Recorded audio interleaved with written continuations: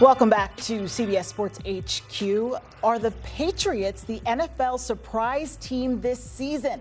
In Coach Mike Vrabel's first year leading his former team, he's got them riding a 5-game win streak, and that's also thanks large in part to the play of quarterback Drake May.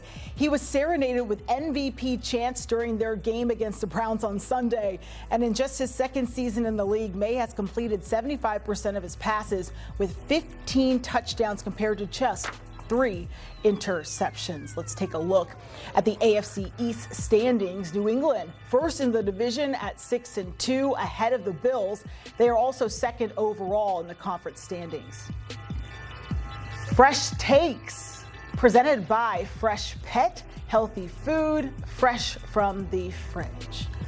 Not sure what you're feeding your dog, but you know, my dog's been on. I don't have one. No, what? Who doesn't have a dog? It's not my fault. It's not okay. We'll discuss another time. It's better to talk about the Patriots right now. And we have Rand Carthon with us, and of course Tyler Sullivan joining us as well. So let's get to it. The Patriots are sitting pretty right now, Tyler, but the trade deadline is Tuesday, November 4th, so it's looming. Will they look to improve the roster? We do know Coach Mike Vrabel said they will probably try to do that. Tyler, would a good place to start be on defense?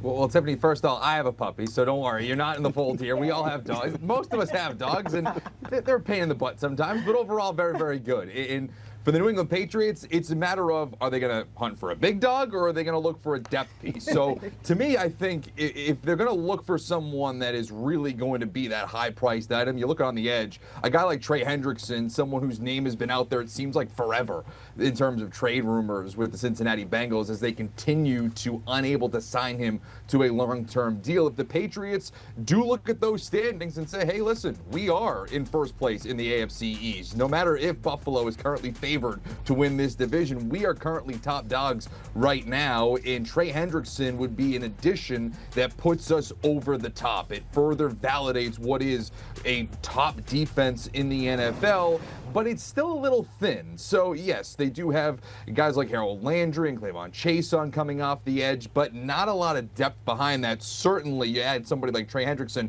that's not a depth piece. That is someone that would really be an impact player, 17.5 sacks over the last 2 years coming into 2025. And then another piece, and if this is more of a depth addition, and Rand, you're quite familiar here with Arden Key, and so is Mike Vrabel in terms of familiarity. He was with them in Tennessee, he was with you in Tennessee. So again, another depth piece there along the edge to help that pass rush.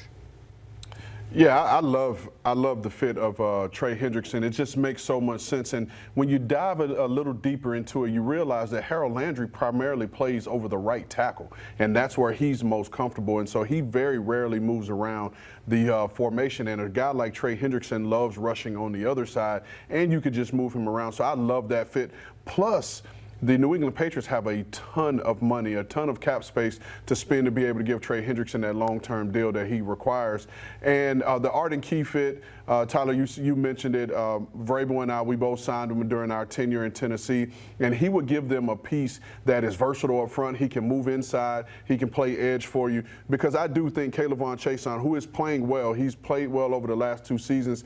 He is ideally your third rusher, and I think adding a piece like that, a guy like Arden Key, will give you first and second down off the edge. You bring Clavon in on the outside on third down and kick Arden inside to rush with Milton Williams. I'm glad you talked about the movement, though, with Trey Hendrickson. I had the Bengals in week 2 of this season, and that's something we talked with DC Al Golden about, just being able to plug and play him kind of everywhere, which he hadn't really done before. So how valuable is a guy like that to add to your defense? All right, Tyler, I mentioned earlier that Drake May completing 75% of his passes, Stephon Diggs, Kayshon Boutte leading the way. Do they need to add some receiving help?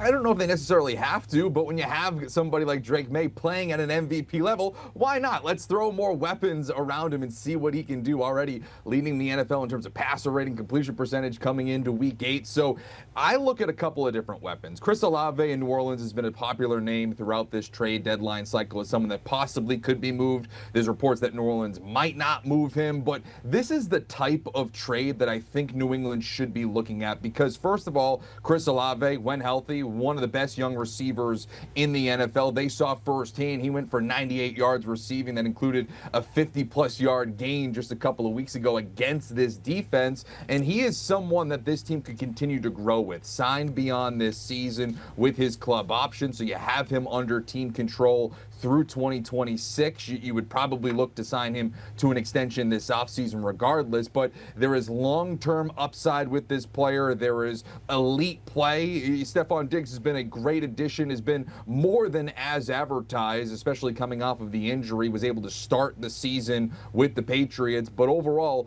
you probably want a little bit more boost and a little bit more explosiveness to this offense to complement those wide receivers, so I think Chris Olave makes a lot of sense. And then another one is Jakobi Meyers, old friend of the New England Patriots, old friend of Josh McDaniels in two separate instances. First with his tenure with the Patriots, but then you go to the Las Vegas Raiders when he was head coach. They brought over Jakobi Meyers as well. So when you talk about a mid-season transition, you always wonder how quickly some of these players will be able to get up to speed. Jakobi Meyers is as close to a set-and-forget type of guy within this offense because of that familiarity. Could really help this offense right out of the chute, and he is someone that former 1,000-yard receiver, again, knows the offense, and more importantly, doesn't want to be in Las Vegas anymore. I don't know if you've heard this or not. He wants out badly with the Raiders, so there could be a fit there as well. Yeah, and that's just another one I agree with. And hearing you say, and I just talked about this, hearing him say that he does not want to be in Las Vegas reminds me so much of a quote from Mike Tomlin: "We'd rather have volunteers than hostages." So by all means, if I was the Raiders GM, I'd be looking to move him if he doesn't want to be there.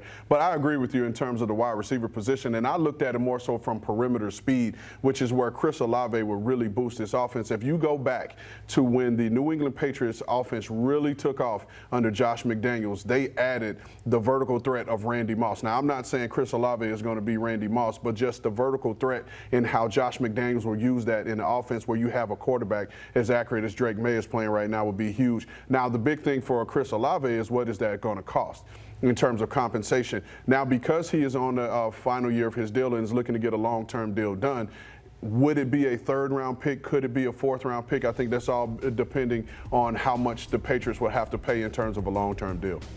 All right, so that's through the air. Let's talk about the ground game for the Patriots because they really have not gotten the ground game going. Their leading rusher is Ramondre Stevenson, and he has under 300 yards this season. So is there a move to be made in that department, Tyler?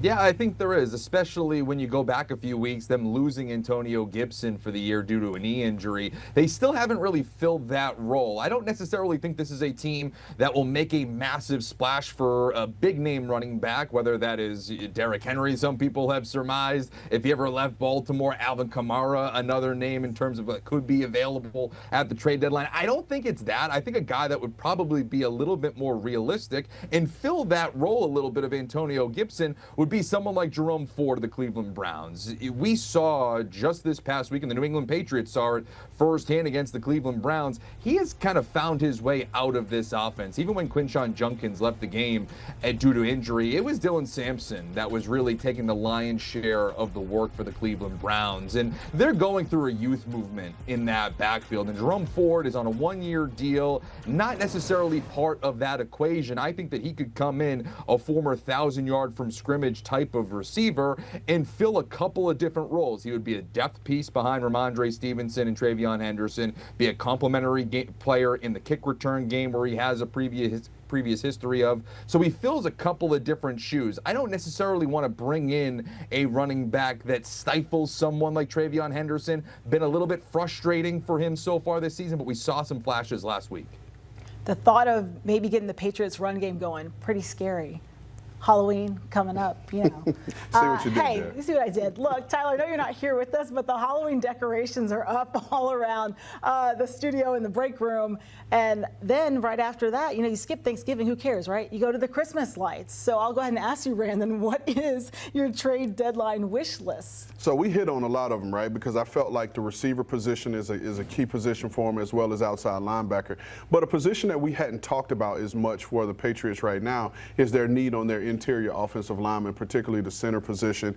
Bradbury has been the starter there, but if I may say and be, quite honest, I think he's been the weak link of that offensive line, and I think that is a position that they would look to upgrade. And then the other position for me is inside linebacker. Right now you have a three-man rotation with Robert Spillane, Jack Gibbons, and Christian Ellis, with Christian Ellis and Jack Gibbons kind of rotating in that spot. And so for me, I'd look for them to kind of solidify the middle of that defense and what it means to be in that Patriot defense.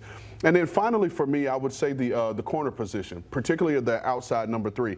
Now, you can make a strong argument for the Patriots' top 3 corners to be considered one of the top 1 or 2 tandems or groups in the entire NFL, and I do believe that to be the case.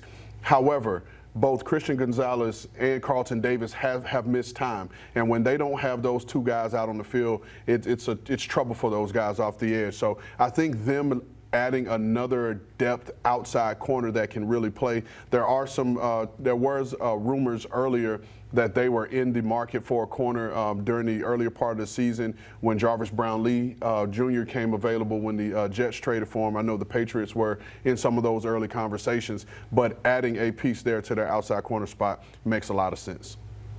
Yeah, Brandon, I'll piggyback right off of that. I think corner is dead on. It's kind of a sneaky need because of everything that you just said. I think that people look at the Patriots and say, you have an all-pro player in Christian Gonzalez. You just signed Carlton Davis to a big deal in free agency. But beyond that, it gets a little thin. And I don't think it's that crazy to say that if all of a sudden 1 or 2 of those guys misses time, this winning streak, this kind of hot name for the New England Patriots over the last few weeks could dissolve rather quickly. I don't think it's out of realm to say that. And also, you look at the winning streak here, what coincides with that? Christian Gonzalez coming back after he dealt with a hamstring injury. So give yourself a little bit of depth there. Give yourself some padding in that secondary. I think would make a lot of sense at the deadline. All right, Tyler, Ran, thank you both. And Ran, I know you are pretty busy slate here at CBS Sports HQ because you're holding it down with the crew on Game Day Recap. You can catch that on Sundays at 8:20 Eastern.